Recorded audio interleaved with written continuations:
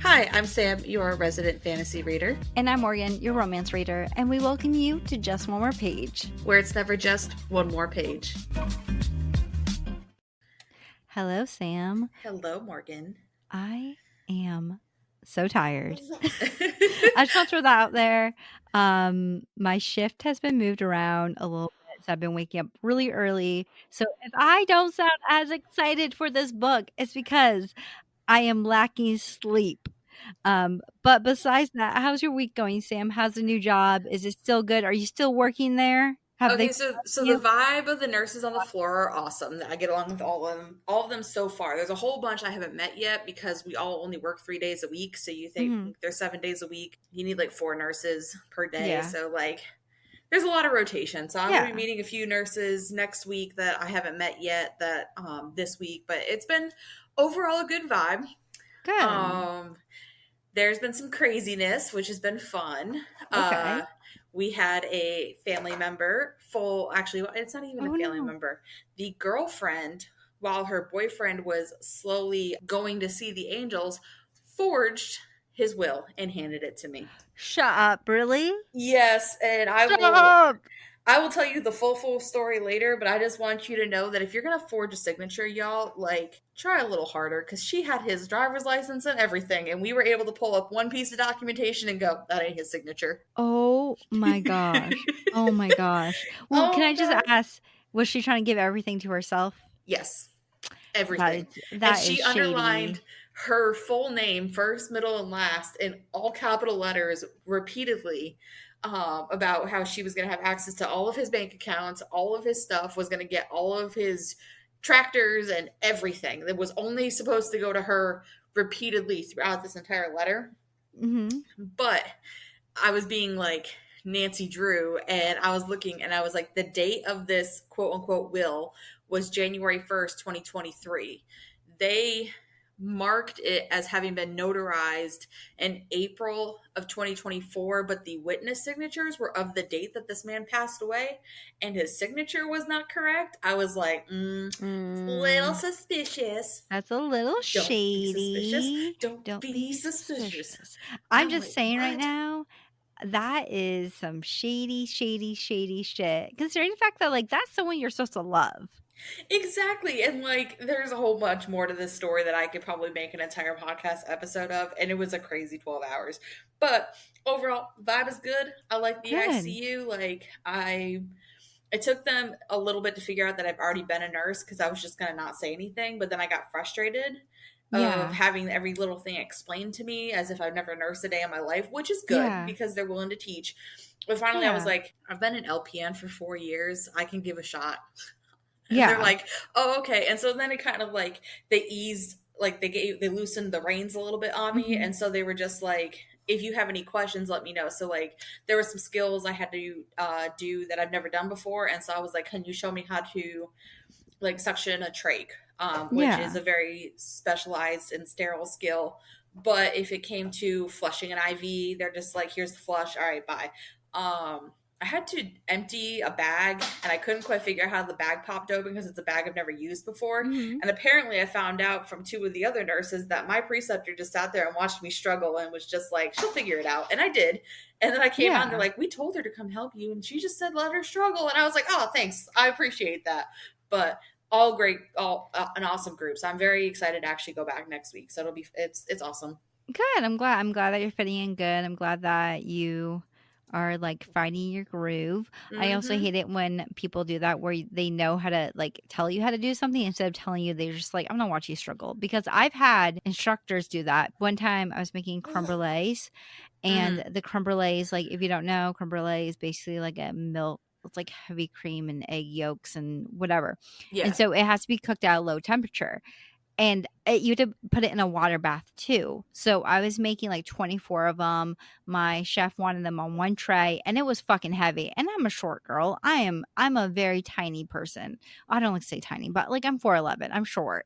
And so I'm struggling. I put it in the oven. I wait a good hour. I go to check the oven. I'm like, why does this not look good? Finally, my instructor looks at me and goes, "Oh yeah, I forgot to tell you that oven doesn't work right. It's 100 What? degrees lower than what you think." I was like, "So you just let me put this in and waste an hour of my time and have to remake it all because you didn't want." Oh, my anger st oh, ah, no, no, absolutely not. Yeah, mine wasn't Absolutely that not. cruel and unusual. Mine was just trying to open a bag, and they were like, "Yeah, we just figured like let you struggle," because the Yeah. clasp was different than what I'm used to. These like little metal Oh, clasps that you can just take your thumb and pop open, yeah. and this one you had to like squeeze in a certain spot and then pop it open, and it was like a multi-step thing, and it very. I've dealt with these bags before. It was just a different setup, and so they're like, Yeah. "Yeah, let her struggle." I was like, Yeah. "What?" You figure it It out. was, but I figured it out. Like You they figure it came in, they're out. like, "Good job." I was like, "Oh, thank you. Y'all You are figure it out. cool beans." That's But good. no, I I mean everybody's been good, Yeah, so that's I'm just good. very grateful. But that Be was mean. That was so mean I of mean your instructor. I mean, I'll be honest with you, like, instructors at my school weren't really the nicest, so, you know what? I should have expected anything else. I do wanna mention one more thing before we get into this episode. Okay. I had a coworker come up to me. Mhm. She doesn't work, like, with me, but, like, she works in the same within the same company that I work for, and she's like, "Oh my god, I just got into this book." She knows I like to read, and she's like, "Have you heard of A Court of Thorn and Roses?" Like, how have I not? Everyone has read that book except me because I am very much like I is it weird that when a book is super popular, I'm like, I don't wanna read it. Is that No, weird? because Derek does the same thing with TV shows. He won't watch popular TV shows till they're done, and then he'll be mad he waited so long. Like The Walking Dead, he like boycotted that show for years, and then he watched the whole thing and he goes, "I don't know why I waited so long. I think it was just because it was popular." I don't know what that mentality is, but it I is don't what it know is. There's a lot of either. people out there who are like that. I don't know. I like there's just I and also like I'm not a romance reader. So like I mean I'm not a romance duh, no, I'm a not fantasy reader. I'm a romance reader, not a fantasy It's reader. more romance though. Is it? I don't know, but It also like is. I don't know. But maybe I'll get into it, but I also know Sarah J. Maas is a little bit If you read scandalous. Throne of Glass, that's more fantasy adventure. If you read A Court of Thorns and Roses, that's more like romantasy. Oh, okay. So But if you're gonna read one of her books, I would do A Court of Thorns and yeah, Roses, there's just so many. which There's is just like so many a books. Beauty and the Beast retelling. Not that one though. No? That one's only I think four in the main story, and then Mm. like one extra long book, but it's like two different characters in the last book.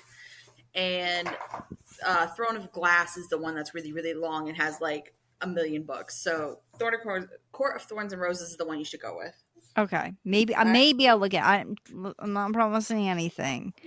But anyways, I Maybe guess I'll make it my August book please choice, and don't, then please you'll just be don't. forced to read it. Please don't. Please Nah, I'm not don't. that mean. I'm not that mean. Okay. Well, let's talk about the book that we did choose to read this week. That is not A Court of Thorn or Roses, which is called Death at Morning House by Maureen Johnson.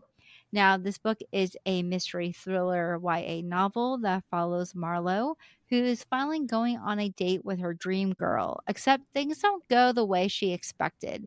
Not only does the candle she buys to impress her date explodes, but also sets the house that she's sitting for on fire. Needing a way to get away from the judgment of others and more importantly seeing her date again, she decides to take a summer job working at Morning House, a mansion that was built on an island in the 1920s that was shortly abandoned after the family was met with tragedy.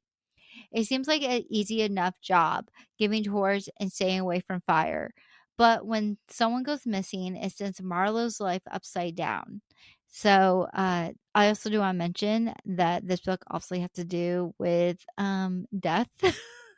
And if that is triggering, probably don't read this book. And also, I can't say the other triggering thing because I feel like it will spoil it, but it is in the book, I guess, in the description of the book. So I guess it also has to do with children's deaths. Yeah. But yeah, what did you think, Sam? What did you rate it? Did you like it? Did you not like it? I would say like 3.5, honestly. Um Mm-hmm. I did enjoy the story, Mm-hmm. but I feel like the two stories. So this book runs, and this isn't a Yes. spoiler because you'll figure it out. But this book runs with two different storylines. Mm. So you've got the like present day, and then you've got like the past with the history of the family and kind of what was going on with them and everything. So it's a little less like them figuring out who done it, and a little more you watching like two different mysteries going on. Yeah. But there was no like real overlap to each other. Exactly. And that was kind of the frustrating thing, was like when you're writing a book like this, you would think that at some point they overlap each other and there's like an aha moment, but really there was no aha moment. You kind of just like were told, and it was like, yeah, I did it. But it's Yeah. like, but I wanted an aha moment, or Yes. like a way that these books like collided with each, or way these two stories collided with each other, and they really had nothing to do with each other, minus that the main character was at the house, and then this story happened at that house, and that was it. Yes. I completely agree. I rated this book 2 stars, like Two? two and a Oh, half, okay. 2 and 2.5, like, because, like, yes, there was moments I did enjoy. Like, I really like the flashbacks of, like, the first family that lived there. And I like the mystery that came with, like, what actually happened. I also think that Van was one of my favorite characters of I the whole loved novel. Van. I loved Van. Van was hilarious. But that being said, this book wasn't great. This book felt more like a debut novel from and that that's kind of bad saying that, because this writer, it has a established career. The plot lines did not flow together as well as I thought it should. Like Mhm. you said, that there was a past and there's a present, and they just did not flow well together at all. The mystery was solved way too fast, and the plot twists weren't executed very well. And Yeah, they weren't also, very twisty. no, they weren't. And like, you were wondering what actually happened, like, and a chapter, like, you're like, who is the person, the like murderer, and the chapter opens up being like, well, I murdered this person, and you're like, wait, why are you telling me this? Like, where's that big, oh my god, that actually happened? Like, no, you're just legit just telling me what happened. Like, I literally wanna throw my book. Or I didn't read this as a book, I listened to it as an audiobook. But let me just say, I paused that audiobook and I was like, "What the." No, absolutely not. I do wanna say that I wish that this book was just based on the past timeline, because that Yeah. storyline was more interesting than the present storyline. Oh, I 100% agree. I loved the past storyline, and Yeah, thought it was super interesting. And I would have rather spent more time with like Max and the rest of them than I did the main storyline. exactly, completely agree. I also think that the whole, like you said before, where it's like the past and the future, there was no times where they tied together. It just felt like that was a side plot line, and it wasn't even a main plot line of the main, like, of her, the present storyline. I mean, yeah, they were like looking into it, but it wasn't like a main plot line. I Yeah, felt and like. like it could have been like, I don't know, one of them was the great grandchild of one of the past main characters.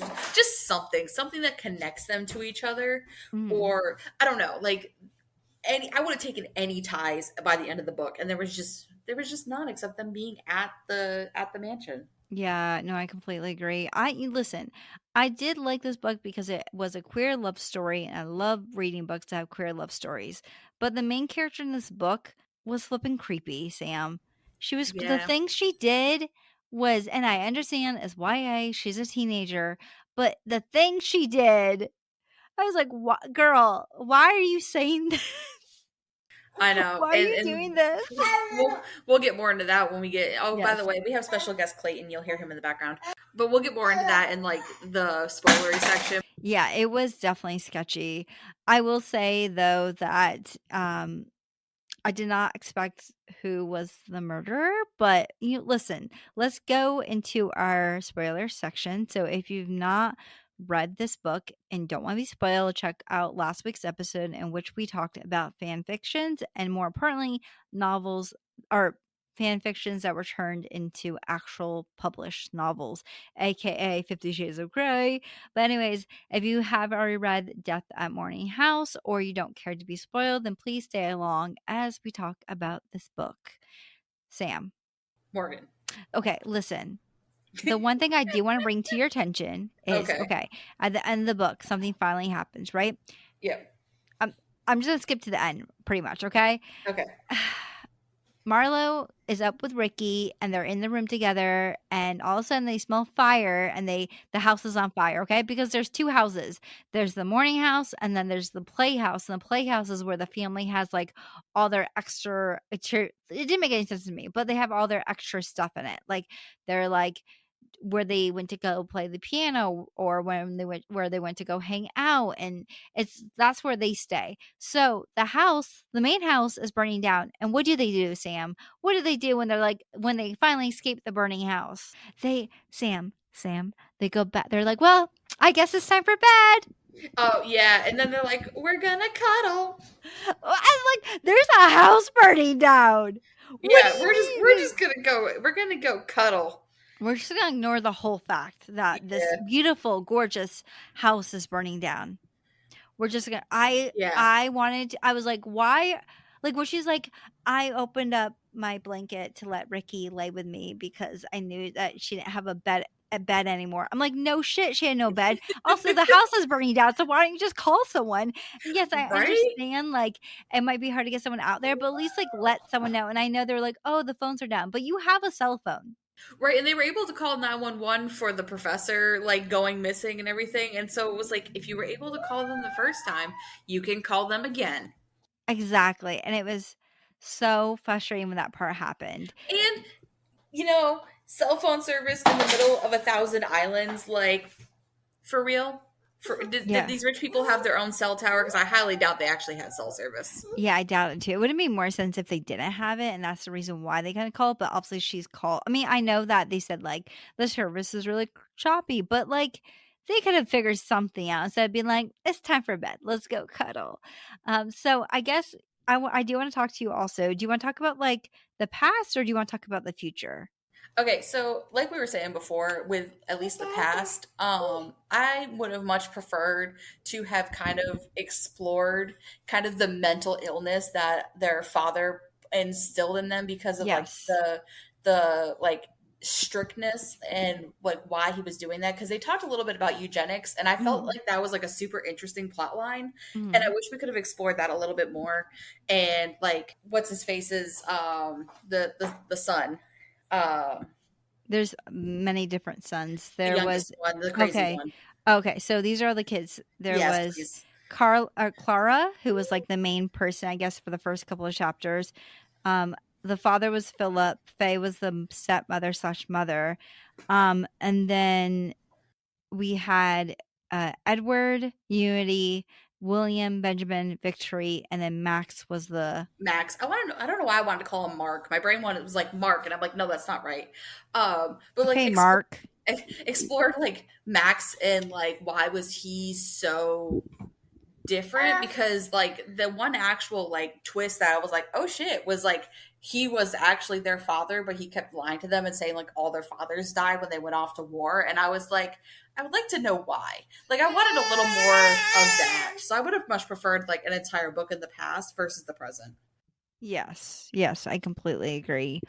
I also kind of felt like it would have been more interesting if he told them and like at the end that, "Oh no, I was really your father. You guys weren't adopted." Because the whole reason why I feel like the older kids had issues with Max is that they were like, "Well, Max not is not my real sibling because we're all adopted."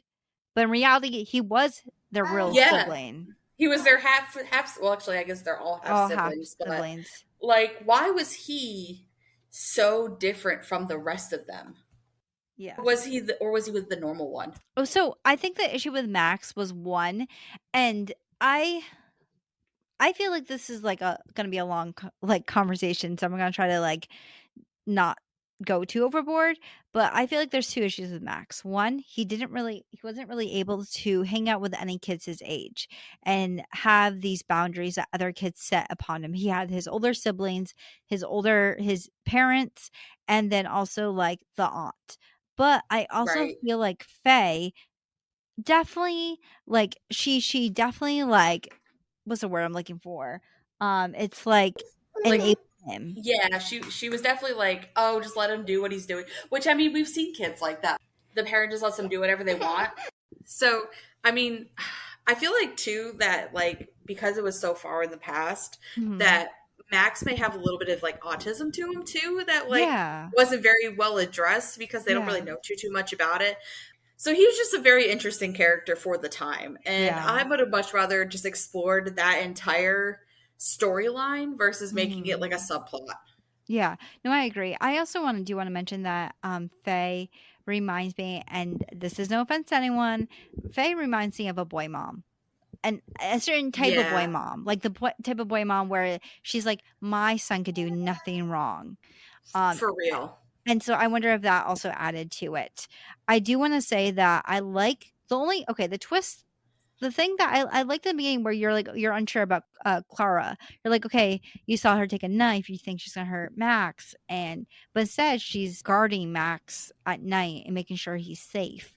And it's not until, and this pissed me off, Sam, when Hmm. you we get we're like, okay, what actually happened to Max? The whole family fell asleep. The whole family was basically drugged because I don't know about you, when like in the past, the family all get sleepy and they all go to sleep. And that's just something that's like unnormal for them because they follow a strict schedule of exercising, whatever. And it wasn't even the hottest day, but yet they fell asleep. They all took a nap. Did he think there was something going on? Oh, absolutely. Because like, and I kind of guessed they were drugged pretty early on because they're all like, "Why did we all of a sudden take a nap randomly in the middle of the day?" Mhm. And so I'm like, "Ooh, someone got drugged," and that was honestly the only piece of the storyline that like mixed in with the present day because Marlo was also drugged too with the Rocky Road ice cream. Which, by the way, can I just say right now, that was so stupid. Yeah, it Because was kind of a dumb plot line. because I thought like, okay, someone's drugging her to get rid of her too. Because I thought in the future, right? I thought the whole thing was that like someone was taking revenge on people in Morning House or something, you know?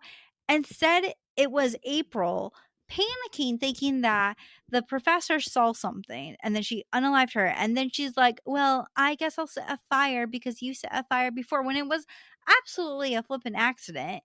Like, I'm pretty sure a candle exploding, it could happen to anyone, I guess, I don't know. And if like the fire was unexplainable and like Marlo like didn't know why the fire was started and she was completely framed by it and she had to like prove that she was innocent and then another fire gets started while she's around. Okay, I get it. But she told them all the candle exploded and everyone else in the world knew the candle exploded. It was already marked as an accident by the police and the fire Yes. department. Who's going to really think she started another fire?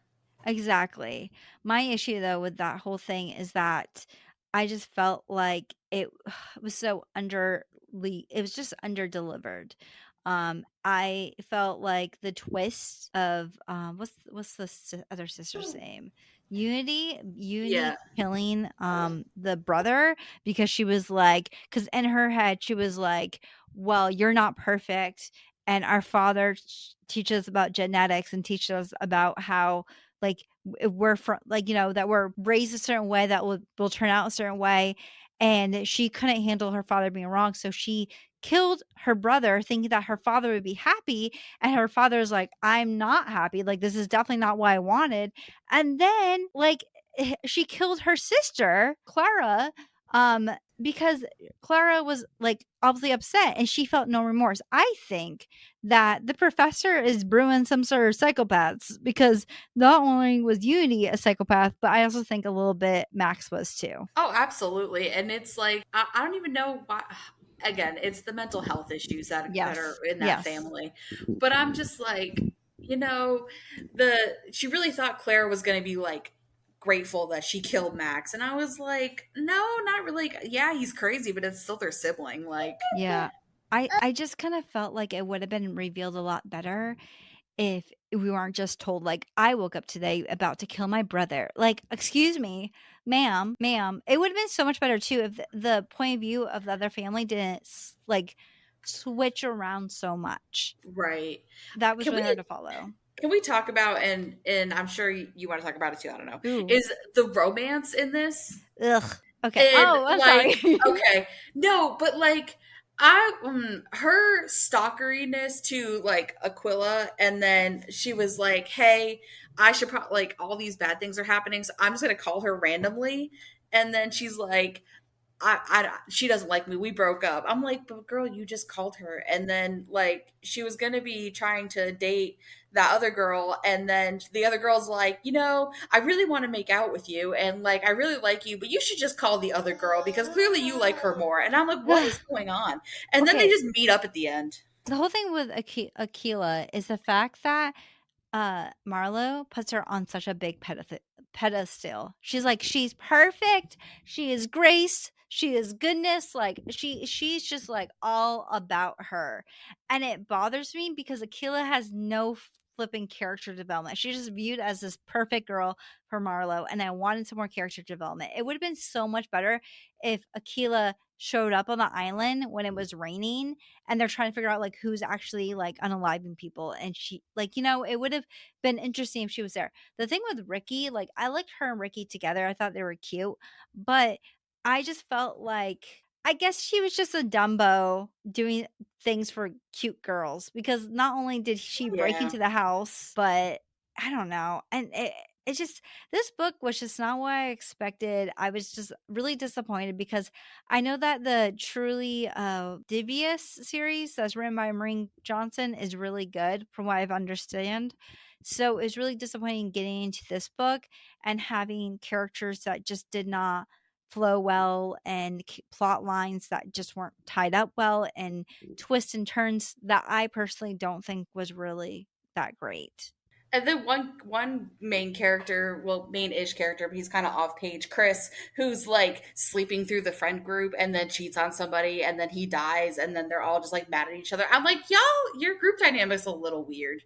But also, like, on top of that, though, like, why, like, how everyone was like, oh, he was great. He was such a good guy. But I'm sorry, maybe because I'm petty. If, I mean, because we did have a guy like that in our friend group before. But, like, if he passed away and there was a girl who came in and was like, oh, what happened to him? Like, well, he was a fuck boy, but, like, we still liked him. But, like, I would tell her honestly what was happening. I wouldn't be like, oh, he was such a nice guy. Because, I mean, I guess people can be nice, but there's always like dark sides to people. I just and also like we And they're never just really like, he mhm. saves dogs. And I was like, Okay. cool, cool bees. He posted some adopt me pictures on his Facebook or whatever. Like, he's still a fuckboy. Exactly. And we never really quite understood why April pushed him. Why? I mean, Yeah, I I wish. guess because maybe he confronted her about her stirring the pot, but I don't know. I just felt like the story wasn't well developed. I didn't really like No. it. And you know what? I would have much rather them try to put Marlo and April together and then her be like, yeah, I pushed him or whatever. And then her just be like flabbergasted because like April's spending the whole time trying to keep everybody away from what she Yeah. actually did. And then it'd be like this like huge reveal Yes. later. Instead, it was like Marlo was just like, and you did it. And she's like, yeah, I did it. I will say the only big reveal I really liked was when the aunt drowned Unity. That Yes. letter in the end, I like that, where she wrote a letter about how like these kids were like her kids, and that when she realized what Unity did, she knew that she could not let Unity go because she was afraid that she would do it again. So she knew that she would have to take her out, but because she felt like a mother, she wouldn't be able to do it without taking herself out. So I felt like that was like I like that little reveal of like, oh, they didn't just fall through the ice during like, the winter. The aunt killed her and she killed Hmm. herself. Like that was a little bit big reveal. I just wish that this was a story about the original family and about what happened and the mystery of what happened to the son. Instead, we got so many characters that I can't remember and a plot line that just was not developed well enough. But No, yeah. this was definitely like this could have been two different books Oh yeah, altogether, completely and it could have agree. been like she could have written Marlowe's story first, and then like we get little details about the family, and then maybe we get like a different book, but it's like a prequel, and then it's the actual Morning House kids. Like it could have been two separate stories. Exactly. I completely agree. But any final thoughts? Glad it's over. Me too. And it's really sad because the cover of this book is absolutely gorgeous. I absolutely thought it was gorgeous, but unfortunately not. Not it's not the vibes. It's not the vibes. So next week we are going to be reading a book called The Doll Makers by Lynn Bashon. This book is a fantasy horror novel, so another like hopefully better horror slash thriller novel. This takes place in the country called One.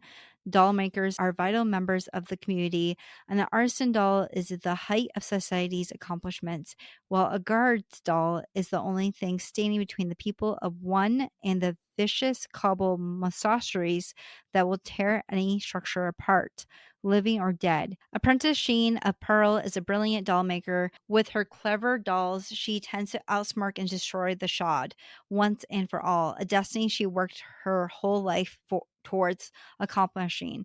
But when the time comes for the dolls to be licensed, she told her work is too beautiful and delicate to fight, a statement that wounds her and infuriates her. The Shod killed everyone she's loved. How could her fate be anything but fighting them? In an attempt to help her see a new path for herself, Sheen's mentor sends her on a journey to a remote village called Webb, urging her to glean some wisdom for Iskia, a recluse and well respected guardian doll maker. Sheena has another if she can convince the village of Webb of her talents. The licensor guild will have to reconsider and grant her a guardian's license. And what's a better way to convince them than challenging Askia's and including herself as official doll maker of the Web? Once she's done that, proving her doll's worth in this fight against the Shod will be simple. As simple that is as calling the Shod to Web. So this is like, I guess, more so like a thriller fancy. So we'll see how it is. But anyways, if you guys like this episode and would like to support us, please remember to rate us on Spotify, as it does help push our podcast out there. Also remember to check out our other places where you can find a podcast, such as Audible or even Spotify, or we also have a YouTube channel, and Sam can tell you about the rest of our socials. So if you think we are absolutely hilarious, which fun fact, my friends, we are. We do have a TikTok. It is Just More Page Podcast. And for all the pictures and anything else we decide to post, we do have an Instagram. It is Just More Page Official. So go ahead and follow us on there. Come slide into our DMs. We love talking to you all. We hope you enjoyed this episode, and we will talk to you all next Sunday. Okay, bye All right. everyone. Bye.